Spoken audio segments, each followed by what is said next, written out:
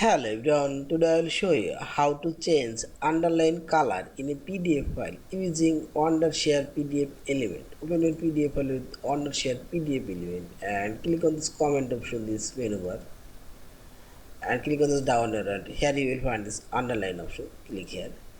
Now drag your mouse cursor and select your text you want to apply, underline, and this right sidebar, here you will find this properties option, this underline color, opacity, and this various color. Also you can click here and add custom color, and this eyedrop color, and this more color option, and this define custom color, and so on.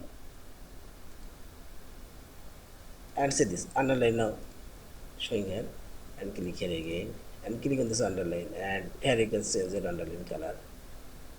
And also I'll drag here to underline and change it red color, and this underline thickness, and see this,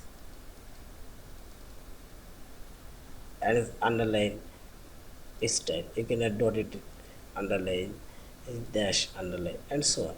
I'll show here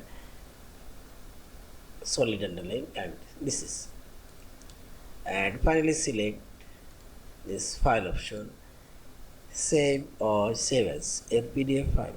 Thank you for watching. Please subscribe, like, share, and comment.